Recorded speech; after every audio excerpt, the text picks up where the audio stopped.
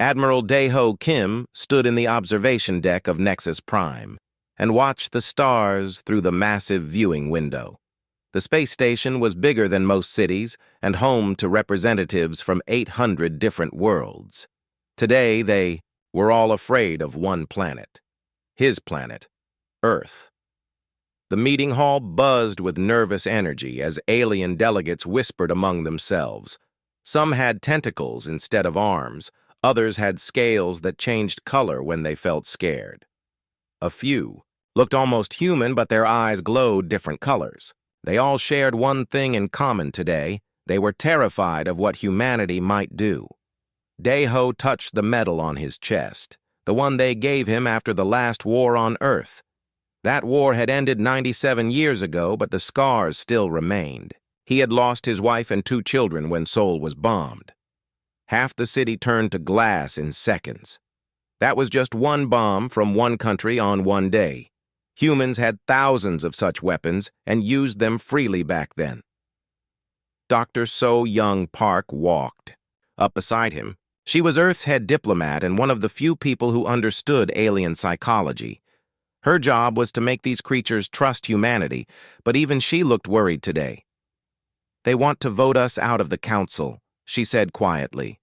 "The fear is getting worse every day. Some species think we should be quarantined in our solar system forever." Dae-ho nodded. He had read the reports. The Galactic Council had files on every species in known space. Most alien civilizations fought maybe 10 wars in their entire history. Some had never fought a real war at all. They settled disputes with economic pressure or political games. Humanity was different. Earth's file showed over 10,000 years of continuous warfare. Wars over land, resources, religion, politics, and sometimes just because they didn't like how their neighbors looked. The aliens had weapons that could destroy cities, but humans had built weapons that could crack planets in half. They had used them too. "How many are voting against us?" Dae-ho asked. 612 worlds want us expelled immediately. 135 are undecided. Only 99 support keeping us in the council. The numbers were bad, but not surprising. Fear made creatures do stupid things. Dae-ho had seen it before during Earth's wars. Scared soldiers made terrible mistakes and got everyone killed. The main hall doors opened, and delegates began filing in for the emergency session. Dae-ho and So-Young took their seats at the human table. It was positioned at the back of the hall, as far from other delegates as possible. Even species that supported Earth didn't want to sit too close. Chancellor Vex 9 called the meeting to order. The Chancellor was a tall being made of what looked like living crystal. Its voice echoed through the hall without any emotion. "We gather today to address the human problem," it announced. "Earth has been a council member for exactly 1 standard year. In that time, their presence has created unprecedented fear among our member worlds." A delegate from the Korath Empire stood up. The Korath looked like giant insects with too many arms. This one's shell was bright red, which meant it was angry. "Humans are a plague," it declared. "Their history shows they cannot exist without violence. They will bring war to our peaceful galaxy." Other delegates made sounds of agreement. Some clicked, others hummed, a few roared softly. They were all different, but they all agreed that humans were dangerous. Ambassador Tae-Sung-yoon rose from the human table. He was an old man with gray hair and kind eyes, but his voice was strong when he spoke. "Honored delegates," he began. "Earth has been at peace for nearly 100 years. We voluntarily reduced our military by 90%. We destroyed most of our planet-killing weapons. We seek only friendship and knowledge from this great council." A delegate from the bird-like Xerif species interrupted. "Your peace is temporary. Human history shows patterns. Long periods of quiet followed by explosions of incredible violence. Each war becomes worse than the last," Tae-Sung nodded sadly. "This is true, but we have learned from our mistakes. We joined this council precisely because we want to break those patterns. We want to be better. Chancellor Vex 9 activated a holographic display. It showed Earth's solar system with red markers indicating military installations. There were thousands of them. Our scouts have detected massive defensive structures throughout human space, the Chancellor said. Weapon platforms, shield generators, and fortress stations. This does not look like a peaceful civilization to us. Deho stood up without permission. Protocol demanded he wait to be recognized, but sometimes protocol was stupid. Those defenses. Protect Earth and our colonies, he said. We learned long ago that the best way to avoid war is to be ready for it. A strong defense prevents attacks. It does not cause them. But why do you need such powerful defenses? Asked a delegate from the aquatic mare worlds. The Council maintains peace. We have not had a major war in 3 centuries. So Young activated her own display. It showed ancient ruins on dozens of worlds throughout Council space. The ruins were clearly artificial, but no current species had built them. We study old civilizations, she explained. Many great empires have risen and fallen in this galaxy. Some were destroyed by forces we do not understand. We prepare for threats that may still exist. The hall erupted in nervous chatter. Most council species ignored the old ruins. They were interesting to archaeologists, but nothing more. Humans saw them differently. Commander Jin Woo Lee entered the hall with a data pad in his hand. He was captain of Earth's flagship Soul's Promise and had been conducting deep space surveys. His face was grim as he approached the human table. Admiral, he whispered to Deho, we found something. The Kepler system, 4th planet. The ruins there are not as dead as we thought. Deho felt a chill run down his spine. The Kepler system was only 30 light-years from the Council's capital worlds. If something dangerous was there, millions of lives could be at risk. Young strategist Hye-Jin Choi was monitoring alien communications from her station aboard Soul's Promise. She had been tracking unusual signals coming from several dead worlds. The patterns were subtle, but definitely artificial. Something was waking up after sleeping for thousands of years. The emergency session continued for hours. Delegate after. Delegates spoke about their fear of humanity. They wanted Earth expelled from the Council. They wanted human ships banned from alien space. Some even suggested that humanity should be prevented from leaving their solar system at all. Finally, Chancellor Vex 9 called for a vote. The question was simple. Should Earth remain a Council member or be expelled immediately? The voting process took another hour. Each world's representative cast their decision electronically.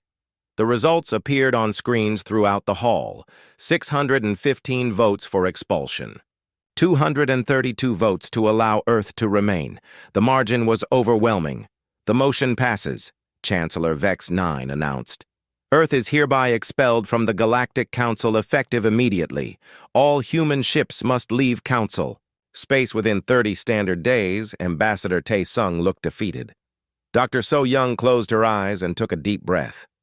Admiral Deho stood slowly and looked around the hall at all the alien faces staring at him. We came here seeking friendship, he said quietly. We offered our knowledge and our protection. You have chosen fear instead. We will respect your decision and leave peacefully. He paused and looked directly at Chancellor Vex 9. But when the old threats awaken, when the dangers we tried to warn you about finally emerge, remember this day. Remember that you chose to face them alone.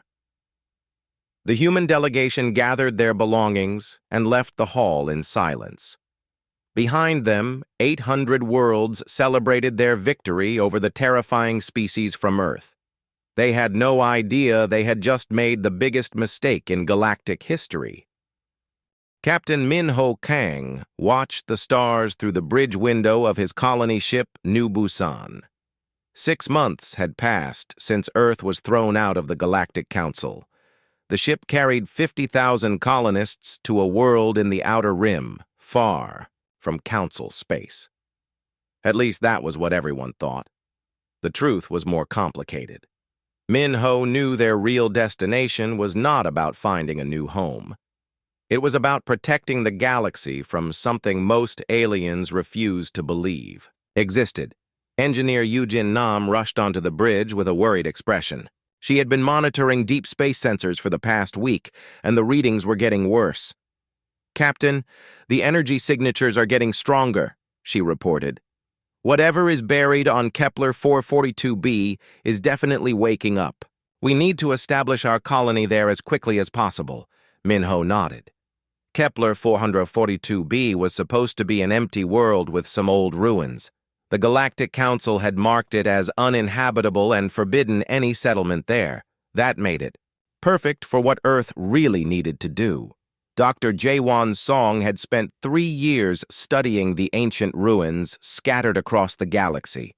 What he found terrified him. The ruins were not just old buildings or monuments. They were weapon systems, massive beyond anything any current species could build. Most were dormant, but recent events had started to change that. The colony ship dropped out of hyperspace near Kepler 442b. The planet looked peaceful from orbit, mostly green and blue with white clouds. But Min-Ho knew that under the surface lay technology that could sterilize half the galaxy in a matter of hours. "Begin landing operations," Min-Ho ordered. "Priority 1 is the archaeological site in Sector 7. Get Dr. Song's team down there." Immediately, Yujin was already working on the logistics. "Sir, what do we tell the colonists? They think we're here to start farms and build cities." "Let them build farms," Min-Ho replied. "But make sure the farms happen to be in strategic defensive positions around the weapon sites." The first shuttles launched toward the planet's surface. Most carried families and supplies for starting a new settlement. But 3 shuttles carried military engineers and Dr. Song's research team. Their mission was far more important than growing crops. On the planet's surface, Dr. Song stood before a massive crystalline structure that rose from the ground like a mountain. It was clearly artificial but older than any known civilization. Strange symbols covered its surface, and a low humming sound came from deep inside. "This is definitely a weapon," Song reported to the ship. "The energy readings suggest it could destroy objects up to several hundred light-years away. Right now, it appears to be in standby mode, but something is activating it." Back in Council space, the Sethrak Empire was making demands. The Sethrak were large reptilian creatures who believed in conquest through strength. They had been watching human movements and did not like what they saw. General Sektar of the Sethrak military addressed the council from his flagship. His voice was deep and threatening. "The humans are expanding into restricted sectors," he declared. "They ignore our authority and settle where they please. This cannot be allowed to continue." Chancellor Vex 9 reviewed the reports. "The humans are outside council space now. Technically, they can settle wherever they wish, as long as it is not claimed by member worlds. But they are settling on worlds we marked as forbidden," General Sektar insisted. "These restrictions exist for good reasons. The humans must be stopped." What the Sethrak did not understand was that those restrictions existed because the Council was afraid of the old ruins. They preferred to pretend the ancient weapons did not exist rather than deal with them properly. Admiral Dae-Ho Kim received the Council's ultimatum while aboard his flagship Soul's Promise. Earth had 72 hours to withdraw all colonies from 3 star systems, including Kepler 442b. If they refused, the Sethrak Empire would use force to remove them. Dr. So-Young Park tried one more time to explain the situation to the Council. She sent detailed reports about the ancient weapon network and why human colonies were positioned where they were. "We are not trying to conquer anything," she transmitted. "We are trying to prevent a catastrophe. These weapons were built by a civilization that faced some terrible threat. If they activate randomly, millions will die." The Council dismissed her, warnings as human lies designed to justify military expansion. They had made up their minds about humanity, and nothing would change their opinion. On Kepler 442b, Dr. Song made a disturbing discovery. The weapon system was not just activating randomly, it was responding to something, some signal or presence that was getting closer to the galaxy. "Captain Kang," Song called urgently. "I need to speak with Admiral Kim immediately. This weapon is not just defensive. It appears to be part of a galaxy-wide early warning system. The communication was sent through encrypted channels back to Earth Command. What Song had found changed everything they thought they knew about the ancient civilization. Meanwhile, Captain Minho received the withdrawal order from Admiral Kim. Earth Command was ordering all colonies to evacuate immediately to avoid military conflict with the Sethrak Empire. Minho stared at the order for a long time. He understood the political pressure Earth was facing, but he also understood what would happen if they abandoned the weapon sites. "Sir," Yujin asked quietly, "what are your orders?" "Signal the other colony ships," Minho replied. "Tell them we are not leaving." The decision to disobey direct orders was not made lightly. Minho knew it could end his career and possibly result in court-martial. But he also knew that 50,000 colonists and the weapons site were more important than his personal future. Dr. Song's research team worked frantically to understand more about the weapon system. The crystal structure was responding to their presence, displaying symbols and energy patterns that seemed almost like a language. "It's trying to communicate," Song realized. "The weapon system has some kind of artificial intelligence. It knows we are here, and it is trying to tell us something." The message, when they finally decoded it, was terrifying. The ancient civilization had built these weapons to defend against something called the Devourers, entities from outside the galaxy that consumed entire star systems. The weapons were not meant to be offensive tools, but defensive systems designed to protect all life in the galaxy. General Sektar grew impatient with human delays. He ordered his fleet to surround the human colonies and demand immediate surrender. 12 Sethrak warships dropped out of hyperspace around Kepler 442b. Human colonists, Sektar broadcast. "You will evacuate this world immediately or face the consequences." Captain Minho opened a channel to the Sethrak fleet. "General, we cannot leave this world. There are things here that you do not understand. Ancient weapons that could threaten all life if left unguarded." "More human lies," Sektar replied. "You have 1 hour to begin evacuation, or we will fire on your ships." The hour passed slowly. Human colonists gathered in the settlement centers while Dr. Song's team tried desperately to fully activate the weapon system's communication protocols. If they could prove the threat was real, maybe the Sethrak would listen, but General Sektar had no patience for human explanations. As the deadline expired, he gave the order to attack. The first Sethrak missiles struck civilian transports that were attempting to launch from the planet's surface. The ships had no shields and no weapons. They were carrying families with children who had come to start new lives. 12,000 people died in the first minutes of the attack. The explosions could be seen from orbit as transport after transport was destroyed. Captain Minho watched in horror as his colonists were murdered for trying to protect something the Sethrak were too ignorant to understand. "Send a message to Earth Command," Minho ordered with grief in his voice. "Tell Admiral Kim what happened here. Tell him the Sethrak opened fire on unarmed civilians." The message reached Admiral Kim aboard Sol's Promise. When he heard about the massacre, his face went pale and then filled with a cold anger that Yujin had never seen before. "Send this message to the Galactic Council," Admiral Kim said slowly. "For 100 years we have been at peace. We joined your council seeking friendship. We tried to protect you from threats you refused to acknowledge. You expelled us from your alliance and then murdered our civilians. Now you will learn why the galaxy feared us in the first place." The message was transmitted across the galaxy. Every species in council space received it within hours. Most dismissed it as human bluster and empty threats. They had no idea what was about to happen. Dr. Song's team finally succeeded in fully activating the ancient weapon system. The massive crystal structure began to glow with internal energy.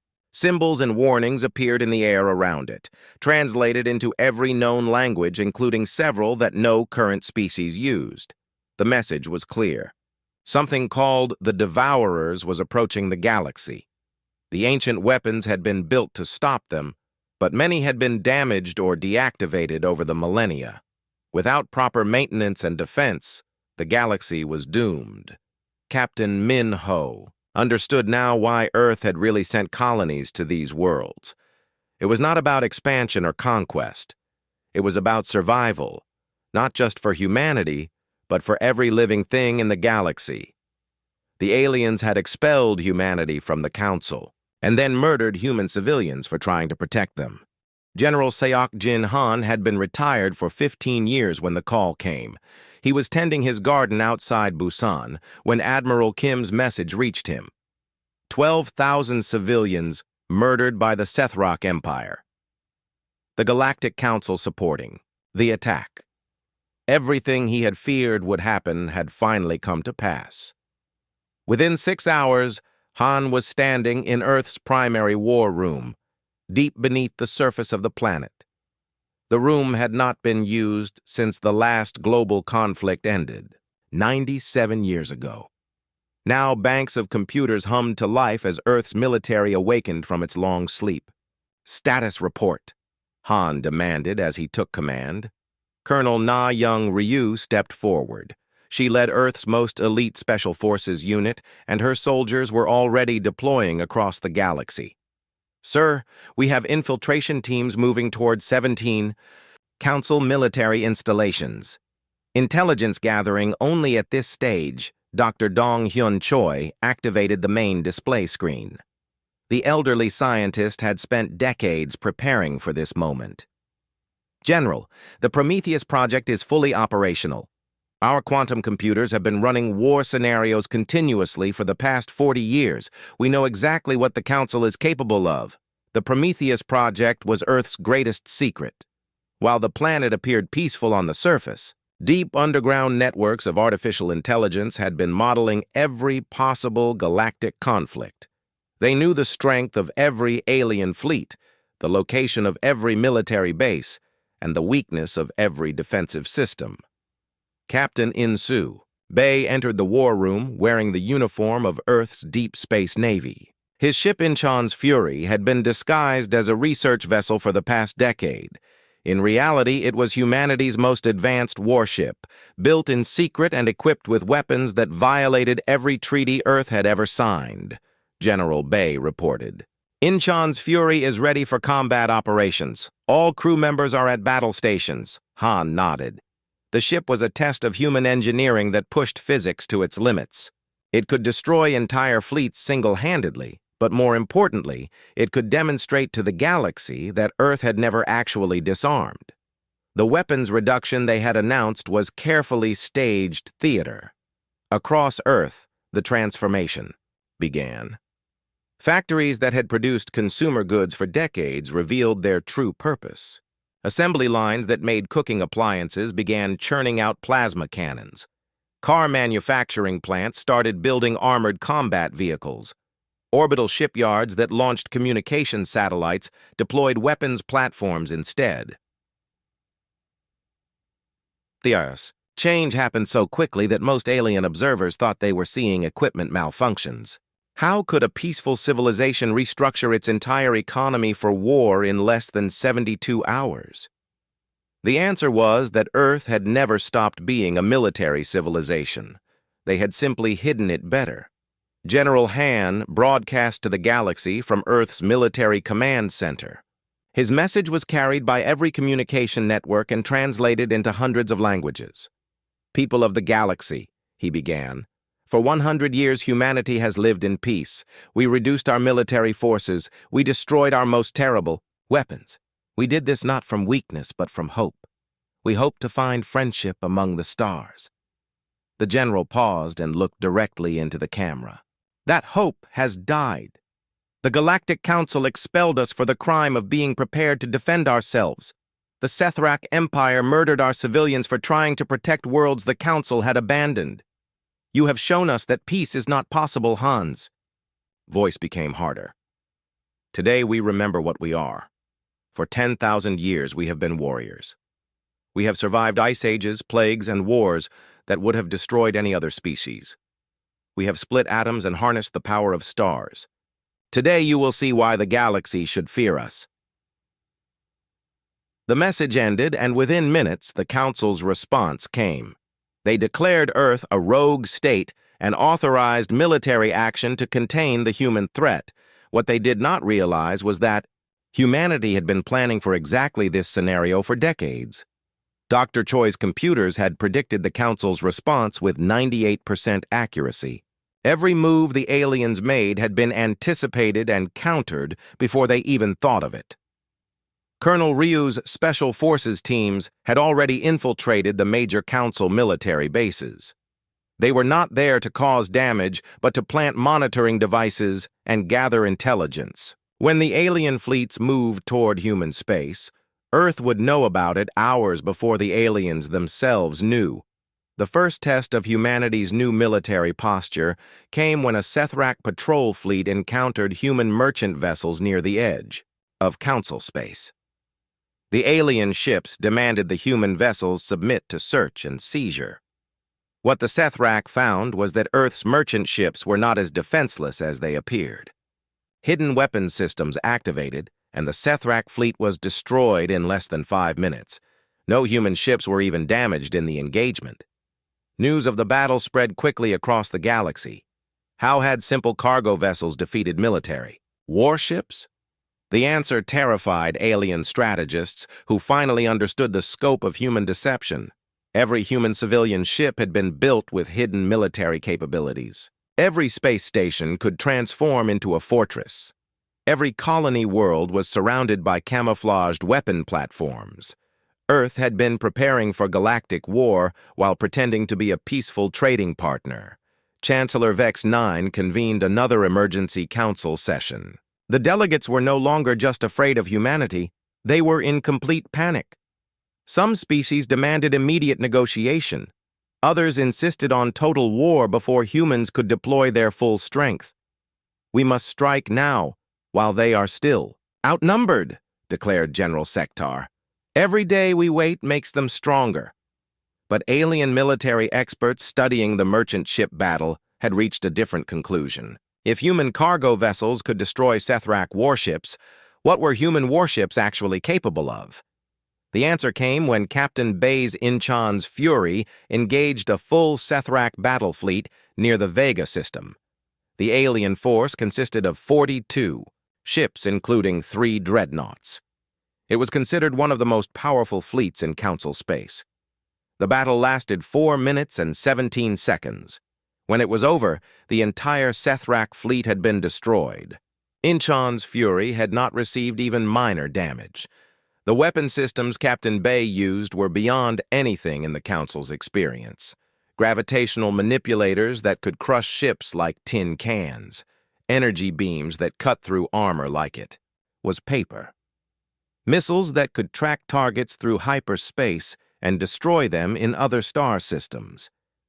But the most terrifying aspect was not the weapons themselves, but how easily they were used. The human crew operated technology that should have required massive installations and hundreds of operators. Instead, a single ship with less than 1,000 crew members had accomplished what should have been impossible. Dr. Choi revealed the secret during his next broadcast to the galaxy. You wonder how we became so advanced so quickly. The truth is, we never stopped advancing. While you celebrated peace, we studied war. While you focused on trade and diplomacy, we developed weapons that could protect us from any threat. The revelation sent shockwaves through Council space. If humanity had been secretly developing advanced weapons for a century, what other secrets did they have? The answer began to emerge as human fleets moved into position around Council worlds. Earth was not just defending itself, it was taking control of strategic positions throughout the galaxy, asteroid belts that could be turned into kinetic bombardment platforms, gas giant mining operations that could produce fuel for weapons of mass destruction, space stations positioned to control major hyperspace routes. General Han's strategy became clear to alien military analysts. Humanity was not planning to conquer individual worlds or species. They were planning to control the fundamental infrastructure that made galactic civilization possible. "We do not want your worlds," Han announced during his next broadcast. "We do not want to rule your governments. We want something much simpler. We want you to understand that challenging humanity was the greatest mistake your species have ever made. The psychological warfare was as important as the military action. Alien populations began to panic as they realized their governments had provoked a species that had been holding back its true capabilities for decades. Riots broke out on several council worlds as citizens demanded their leaders negotiate for peace, but General Sektar refused to back down. The Sethrak Empire had built its reputation on military strength and could not appear weak now. He ordered his remaining fleets to attack human positions throughout the galaxy. It was exactly what General Han had expected. The Prometheus computers had calculated a 74% probability that Sethrak pride would override common sense. Human forces were already in position to respond. Captain Bay's Inchan's Fury was joined by 12 other human warships that had been disguised as civilian vessels. Together they formed a battle group that could devastate entire star systems. Their first target was the Sethrak Empire's primary military shipyard. The attack demonstrated the true scope of human military technology. Instead of simply destroying the shipyard, human forces used gravitational weapons to destabilize the local star. The resulting solar flares sterilized 3 Sethrak worlds and made the entire system uninhabitable for centuries. The Galactic Council meeting chamber was filled with desperate voices. 3 weeks had passed since humanity began demonstrating their true military power, and every day brought more terrifying news. Entire Sethrak fleets destroyed without human losses. Star systems under human control. Alien military bases surrendering without firing a shot. Chancellor Vex 9 stood before the assembled delegates with what appeared to be the galaxy's final option. The massive holographic display showed a ship unlike anything the Council had built before. It was larger than most space stations and bristled with weapons that defied known physics. "The Eternal Judgment represents our ultimate response to the human threat," the Chancellor announced. "Its stellar purifier weapon can sterilize entire solar systems in minutes. We will demonstrate this power on Mars and force humanity to surrender immediately."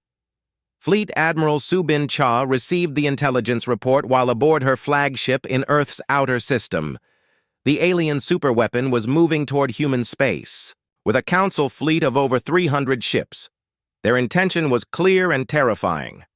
"They plan to destroy Mars as a demonstration," reported her tactical officer. "Our intelligence suggests they believe this will force Earth to surrender without destroying our home world." Admiral Cha studied the tactical displays with the calm expression that had made her famous during humanity's previous conflicts. She was one of the few officers who remembered the last global war and understood what desperate enemies were capable of doing. Dr. Won-Jae Kim worked frantically in his laboratory deep beneath Earth's surface. The physicist had spent 30 years studying gravitational manipulation, and his work was about to be tested on the largest scale imaginable. The alien superweapon was powerful, but it relied on principles that human science had surpassed decades ago. Admiral Dr. Kim reported via secure communication. "The gravitational network is ready for deployment. If they fire the stellar purifier at Mars, we can channel its energy through our hidden systems. The weapon will destroy their entire fleet instead of just our planet." The plan was incredibly dangerous. If the calculations were wrong, both Mars and Earth could be destroyed. But Admiral Cha knew that surrendering to the Council would only delay humanity's destruction. Better to risk everything on one decisive gamble. Lieutenant Gite Park volunteered for the most dangerous part of the mission. The young officer would need to manually activate the final gravitational relay station on Mars itself. The activation would expose him to lethal radiation, but without his sacrifice, the entire plan would fail. "Sir, I understand the risks," Park told Admiral Cha during their final briefing. "My family died in the Sethrak attack on the colonies. If my death can prevent other families from suffering the same loss, then it is worthwhile." Chief Engineer Myung-Suk Lee revealed the true scope of humanity's preparations during a classified briefing for Earth's top military leadership. For 3 centuries, since first detecting alien transmissions, Earth had been building a defensive network throughout the solar system. The gravitational manipulators are hidden inside asteroids, moons, and space stations, Lee explained. They appear to be mining equipment or research installations. In reality, they form a weapon system that can redirect any energy attack back toward its source. The Council fleet arrived at the edge of Earth's solar system with great ceremony. The Eternal Judgment was an impressive sight, massive and gleaming. With the combined technology of hundreds of worlds, General Sektar commanded the escort fleet, while Chancellor Vex 9 personally oversaw the superweapon. "Humans of Earth," the Chancellor broadcast. "Your species has proven too dangerous to coexist with civilized worlds. We offer you one final chance to surrender. Submit to permanent quarantine in your solar system or watch as we demonstrate the fate of those who threaten galactic peace, Admiral." Cha's response was broadcast from Earth's military command center. She appeared calm and confident despite facing a weapon that could destroy worlds. "Chancellor, you have made a tragic mistake. You believe that because you can build one superweapon, you are stronger than humanity. Today, you will learn the difference between building weapons and understanding war." The alien fleet moved toward Mars with careful precision. The Eternal Judgment took position at optimal range while escort ships spread out to prevent any human interference. They had studied previous human tactics and believed they were prepared for anything Earth might attempt. Lieutenant Park's small transport ship approached Mars from the opposite side of the planet. He would need to land at the North Polar Research Station and access the hidden gravitational relay buried beneath the ice. The station appeared to be abandoned, but Park knew it contained technology that could save the galaxy. Dr. Kim monitored the approach from Earth Command. The alien superweapon was charging its primary systems and would be ready to fire within hours. All human forces in the solar system had been positioned to support the gravitational redirection, but everything depended on perfect timing. "Lieutenant Park, you are cleared for landing," Dr. Kim transmitted. "Remember, you must activate the relay at the exact moment the stellar purifier fires. Too early and they will detect the energy buildup. Too late and Mars will be destroyed before we can redirect the beam." Park landed his transport near the research station and made his way through the frozen corridors to the hidden control room. The gravitational relay was a masterpiece of human engineering, capable of manipulating space-time itself on a massive scale. The stellar purifier finished charging its weapon systems. The energy readings were incredible, equivalent to the output of an entire star concentrated into a single devastating beam. When it fired, Mars would simply cease to exist. Chancellor Vex 9 gave the order to fire. The massive weapon discharged with a brilliant flash that could be seen throughout the solar system. The beam of concentrated stellar energy raced toward Mars at near light speed. Lieutenant Park activated the gravitational relay at the precise moment the beam struck the planet. The hidden network of manipulators throughout the solar system responded instantly, creating a web of distorted space-time that captured and redirected the weapon's energy.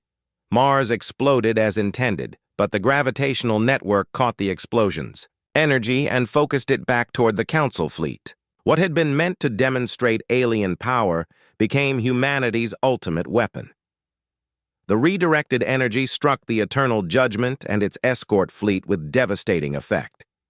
The superweapon that was supposed to terrify humanity into submission was vaporized along with over 300 Council warships.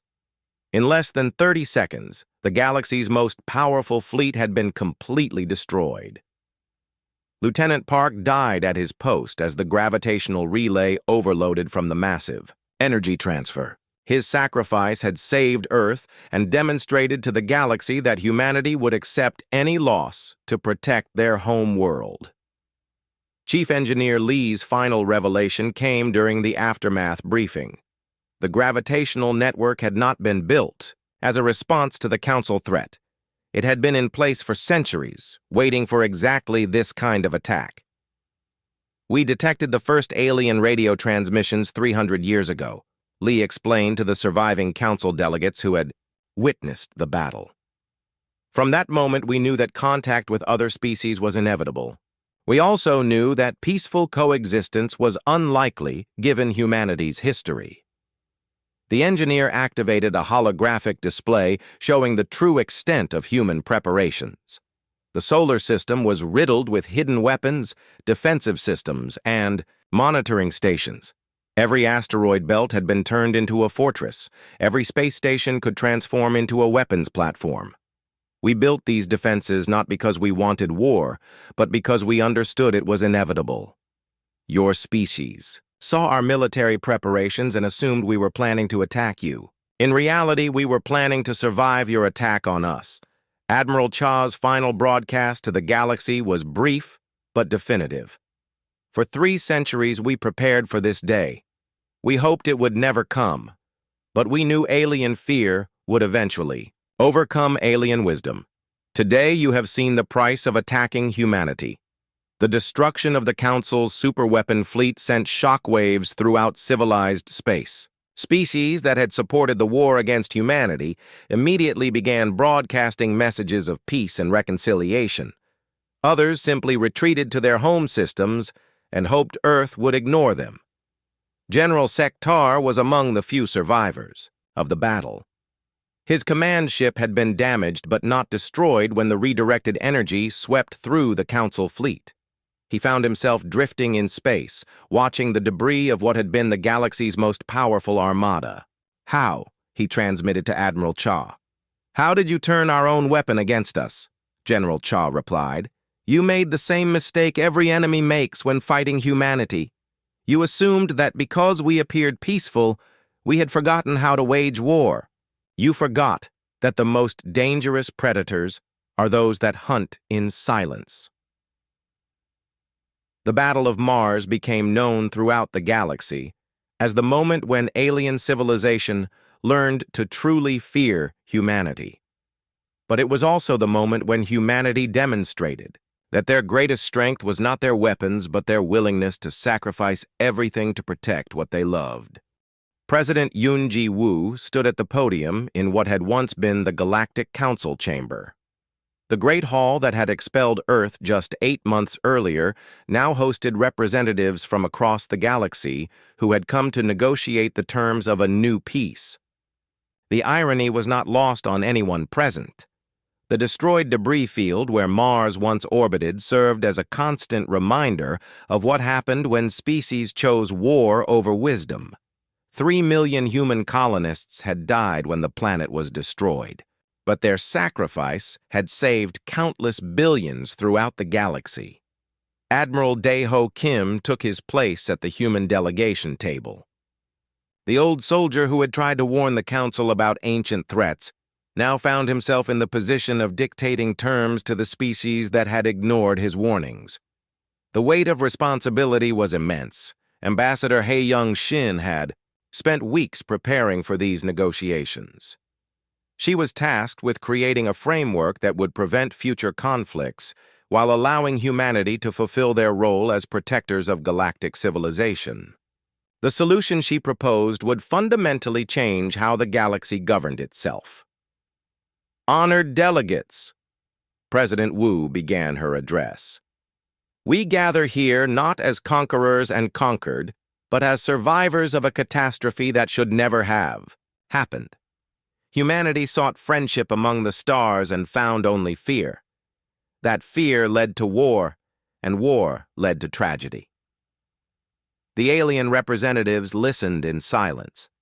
Many species had lost ships and crews during the brief but devastating conflict. Others had simply watched in terror as their most powerful weapons proved useless against human defenses.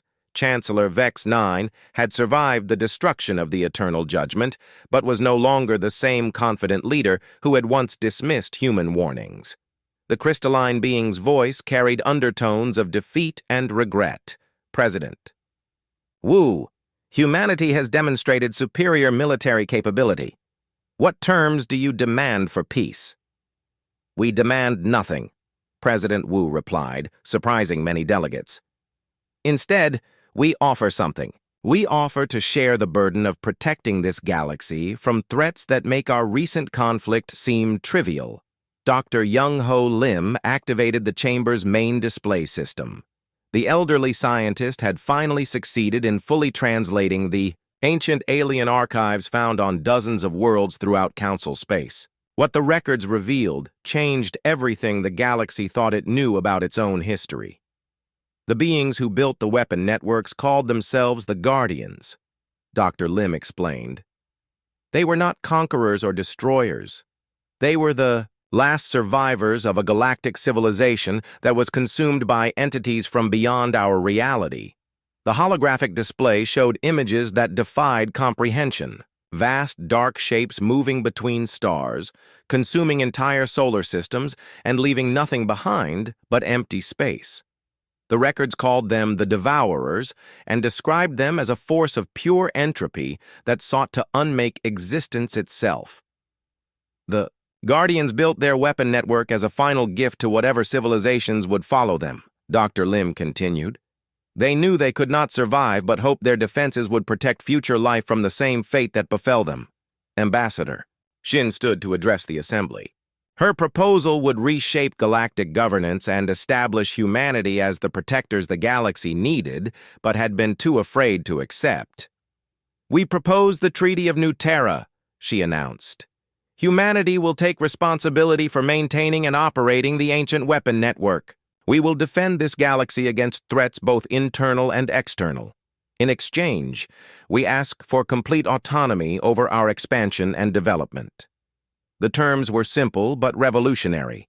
No species would ever again have authority to limit human growth or movement. Earth would establish colonies wherever they deemed necessary for galactic defense. Human ships would have free passage through all space regardless of territorial claims. Furthermore, Ambassador Shin continued, humanity will share defensive technology with any species that requests it. We will train alien officers in the operation of Guardian weapons. We will teach you to defend yourselves rather than depend entirely on us for protection. The offer was unprecedented. Most conquering species hoarded their superior technology to maintain dominance. Humanity was offering to give away their greatest advantages in order to create a truly secure galaxy. General Sektar had been released from human custody to participate in the negotiations. The proud Sethrak warrior had lost everything in the war he had helped start, but his military experience made him valuable for understanding the proposed new order. Why would you share weapons technology with species that recently fought against you? He asked. Admiral Kim answered the question. General, for 10,000 years, humanity has learned the same lesson over and over again. The best way to prevent war is to ensure that all sides are too strong to risk attacking each other. We call it peace through superior firepower. The concept was foreign to most alien species who believed in peace through negotiation and compromise. But the recent conflict had shown that some threats could only be met with overwhelming force. Dr. Lim revealed the final piece of the puzzle when he activated the galaxy's ancient early warning system. Hidden sensors throughout known space came online for the first time in millions of years, creating a detection network that could identify threats from the void between galaxies. The system has already detected anomalies in several sectors, Dr. Lim reported. The Devourers, or something, like them may be approaching our galaxy. We have perhaps a few centuries to prepare. The revelation sent a chill through the assembly. The war between humanity and the Council suddenly seemed like a minor dispute compared to the threat of galactic extinction. President Wu called for a formal vote on the Treaty of New Terra. The choice was simple: accept human protection and technological assistance or face the coming darkness alone. The vote was unanimous. Every species represented in the chamber agreed to the treaty terms. They had learned too much about human capabilities to risk continued conflict, and too much about external threats to refuse human protection. Admiral Kim found himself appointed as the first director of Galactic Defense, responsible for coordinating the protection of 800 worlds across known space. The old soldier who had once fought to destroy cities now commanded forces dedicated to preserving civilization itself. The transformation began immediately. Human engineers worked alongside alien scientists to upgrade existing weapons and build new defensive installations. Species that had been enemies just months earlier now collaborated on projects that could save all their lives. Commander Jinwoo Lee oversaw the construction of Seoul Station, a massive orbital fortress that served as headquarters for the new defense network. The station was positioned at the galaxy's edge, where it could monitor the void for signs of approaching threats. Young aliens began arriving at human military academies to learn advanced tactics and weapon systems. The same species that had once feared human violence now sought to understand it in order to defend their own worlds. The most surprising development was the formation of mixed crews on human warships. Alien officers who proved themselves capable were given command positions in the defense fleet. Former enemies became trusted allies united by the common goal of survival. 3 years after the Treaty of New Terra was signed, the early warning system detected the first confirmed Devourer scout ship entering the galaxy. The entity was intercepted and destroyed by a joint human-alien task force using upgraded Guardian weapons. The victory proved that the new alliance could work, but it also confirmed that the ancient enemy was returning and the galaxy would need every advantage humanity could provide. President Wu's final address to the reformed Galactic Assembly was delivered from Seoul Station as human and alien ships patrolled the void beyond. When we first joined your council, we offered friendship and were met with fear. When we tried to warn you of ancient threats, we were dismissed as warmongers. When your fear led to violence against our people, we showed you the price of provoking humanity. She paused and looked out at the mixed assembly of human and alien representatives who now worked together to protect their shared galaxy. But today we stand together not as separate species, but as guardians of life itself. The Devourers taught the ancient civilizations that some threats can only be met with absolute unity. We have learned that lesson before the cost became too high to pay. Admiral Kim stood beside the president as she concluded her speech. The old warrior who had lost his family in Earth's last war had lived to see humanity become the protectors of countless alien families. The galaxy once feared us because they thought we brought war wherever we went, President Wu concluded. Now they understand the truth. We do not bring war, we bring victory.